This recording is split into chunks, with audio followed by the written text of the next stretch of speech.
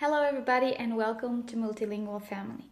Today I want to talk to you about a simple way how to avoid aggressive behavior using language skills. As a teacher, I've been able to identify a pattern in the past years. A pattern in children that struggle socially in school. All these kids seem to have some things in common. I've noticed that these kids often lack emotional intelligence and some language skills. Children that lack the ability to describe an emotion, to identify an emotion, and to express their wishes often tend to use their fists to communicate instead. So being able to identify, but not only identify, also name an emotion, knowing how the physical body reacts once an emotion arises, and knowing that we are not the emotion itself, but that emotions are things that come and go and are part of being human. These things can help children act in a more civilized way so that they don't have to be violent when communicating. I'm convinced of that. So you don't have to worry if your child uses a different language in school than at home. I'm going to show you why. Colin Baker had a very good idea how to illustrate the brains of multilingual people or children. I'm going to show it to you. He basically said that it's like an iceberg or two icebergs. Of course, you can have more depending on how many languages you have, but I'm going to show this example on just two languages. So this is the tip of the iceberg, and this is what you see of the languages. This is the L1, the first language, and this is the second language. So here is the surface of the water, and let's put here a little boat.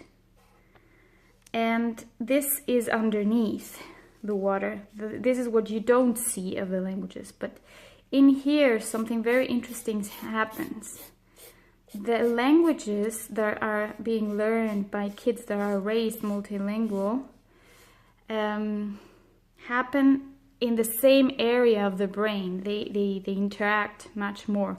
So, for instance, if your child learns a concept in the first language, it doesn't have to learn the same concept again in the other languages that come after it. It just has to learn it once, because here is the common knowledge center. Okay, so for instance, if your child learns how to multiply in this language, it doesn't have to learn to multiply again in the other language as well. It only needs to learn the vocabulary words, the words to express the things. So again, here, when it comes to the emotions, we're talking about emotional intelligence. It doesn't matter if you speak a different language at home than in school.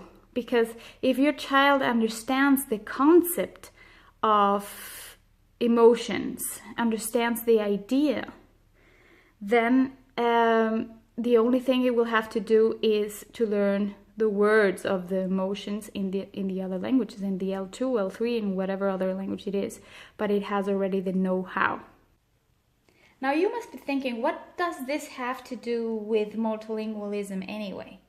Well, a lot. You as a parent can help your child develop his or her emotional intelligence and at the same time the language skills.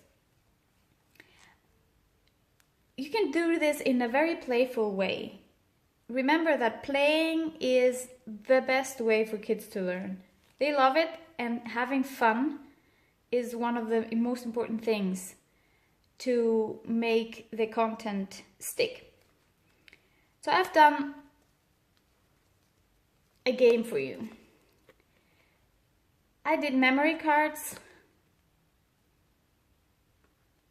with pictures of my face expressing an emotion. You can play memory normally, or you can play any other thing with these cards. For instance, I give you an example. You can put them in a stack on the table. One child takes a card, looks at the emotion, and tries to mimic the emotion. All the rest have to then figure out what emotion it is. Or you could also say, okay, you pick a card, and instead of saying the emotion or mimicking the emotion, you just describe what this emotion is. Okay?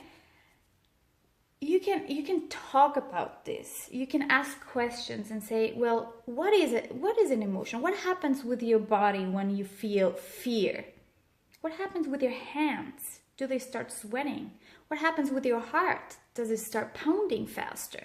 All of these things help kids figure out what emotions are, and slowly they also learn how to identify the emotions in their bodies when they arise, and that helps them to think before they react aggressively or without giving it a thought. So I encourage you to download this game, play it, use it for doing other activities. Kids sometimes have very good ideas about what else one could play with these things. And you could also encourage your kids to do cards like this themselves with their smartphone. Tell them, make some pictures of yourself, of your face, when you are expressing a certain emotion. All of these things will help your child develop a little bit more their emotional intelligence, and at the same time the language skills. So there it was, another idea on how to help your child become a multilingual success. See you next time. Bye bye.